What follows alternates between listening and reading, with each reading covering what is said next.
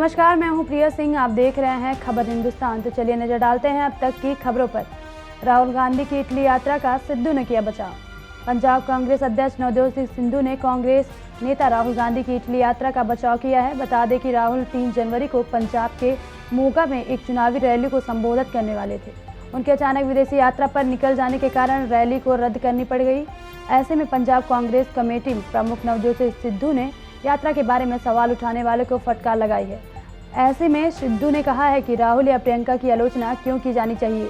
उनके नेतृत्व में पार्टी ने 78 सीटें जीती और पंजाब में सरकार बनाई। सपने में आते हैं कृष्णा, कहते हैं सपा सरकार बनने जा रही है अखिलेश। उत्तर प्रदेश विधानसभा चुनाव की तारीखों का ऐलान 5 जनवरी के बाद कभी भी हो सकता है। ऐसे में सभी राजनीतिक दल मतदाताओं को अपने पक्ष में करने के लिए तरह तरह की घोषणाएं मंचों से कर रही हैं। तो वहीं इस बार चुनाव में भगवान राम के बाद भगवान श्री कृष्ण की एंट्री हो गई है। भारतीय जनता पार्टी के बाद समाजवादी पार्टी के अध्यक्ष एवं उत्तर प्रदेश के पूर्व मुख्यमंत्री अखिलेश यादव ने सोमवार को कहा कि समाजवादी का रास्ता ही असल में रामराज का मार्ग है। यादव ने दावा किया है कि भगवान श्री कृष्ण हर रात उनके सपने में आते हैं और कहते हैं कि समाजवादी सरकार बनने जा रही है। एयर इंडिया की विनिवेश प्रतिक्रिया के खिलाफ कोर्ट पहुंचे स्वामी। राज्यसभा सांसद और वरिष्ठ भाजपा नेता सुब्रमण्यम स्वामी ने एयर इंडिया के विनिवेश प्रतिक्रिया को रद्द करने के लिए दिल्ली हाईकोर्ट में याचिका दायर कर दी है। जस्टिस DN पटेल के जस्टिस ज्योति सिंह आज इस मामले की सुनवाई करेंगे। एडवोकेट के जरिए स्वामी ने कोर्ट में यह याचिका दायर की है और साथ ही CBI के द्वारा जांच की मांग की है। मुंबई BMC ने जारी की सीलिंग की नई गाइडलाइन। महाराष्ट्र की राजधानी मुंबई अब कोरोना की तीसरी लहर की चपेट में पूरी तरह से आ चुका है। मुंबई में कोरोना की नए मामले की रफ्तार तेजी से बढ़ रही है।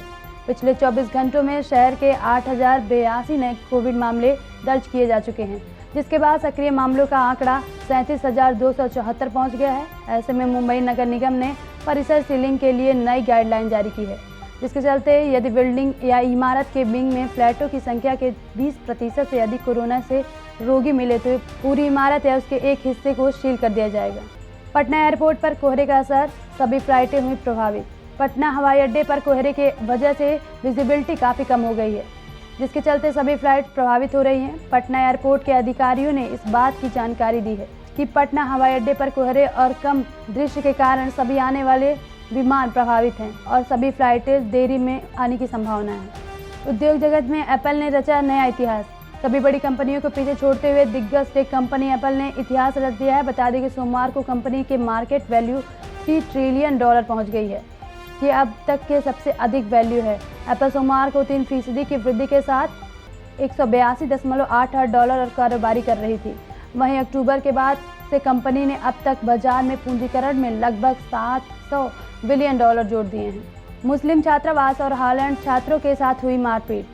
यूपी के कर्नलगंज में साइंस फैकल्टी गेट के सामने स्थित लाइब्रेरी में 2 छात्रों के बीच जमकर मारपीट हो गई, जिस पर जमकर बवाल हुआ है। बता दें कि शनि सिंह निवासी चंदौल और मुस्लिम बोर्डिंग के एक छात्र के बीच किसी बात को लेकर विवाद हो गया, जिसके उनके बीच मारपीट हो गई। वहीं मारपीट का आरोप लगाते हुए हॉलैंड हॉल के छात्र मुस्लिम बोर्डिंग हॉस्टल के भीतर घुसे तो उन पर पथराव किया गया, जिसके बाद सीओ कई स्थानों को फोर्स लेकर मौके पर पहुँच गए हैं।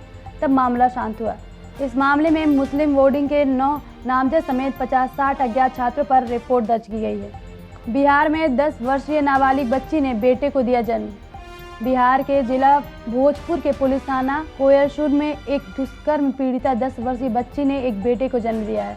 नाबालिग की शिकायत पर सोहाना पुलिस ने अज्ञात युवक के खिलाफ दुष्कर्म और पोक्सो एक्ट के तहत मामला दर्ज कर दिया है। पुलिस ने मामले में 0 FIR दर्ज कर संबंधित बिहार के पुलिस थाने में ट्रांसफर करा दिया गया है। बता दें कि आरोपी ने दुष्कर्म के वारदात को अंजाम देने के बाद नाबालिग को जान से मारने की धमकी दी थी। यूपी के अयोध्या में सिलेंडर फटने से 2 महिलाओं की हुई मौत।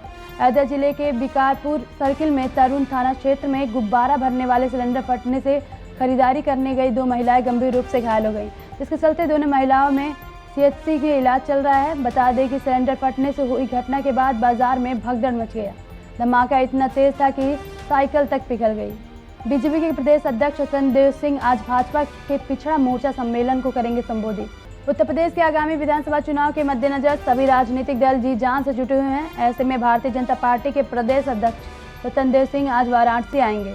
बता दें कि भाजपा प्रदेश अध्यक्ष वाराणसी से पहले मिर्जापुर में पिछड़ा मोर्चा सम्मेलन को संबोधित करेंगे और इसके बाद वह विशेष विमान से लखनऊ रवाना हो जाएंगे। पार्टी पदाधिकारियों ने बताया कि प्रदेश अध्यक्ष आगामी चुनाव के मद्देनजर पिछड़ा मोर्चे में कार्यकर्ताओं को किस तरह से काम करना है, कैसे मतदाताओं के साथ जोड़ने रखना है, इसके बारे में जानकारी देंगे। तो ये थी हमारी अभी तक की खबरें। अगला अपडेट पाने के लिए देखते रहे खबर हिंदुस्तान। धन्यवाद।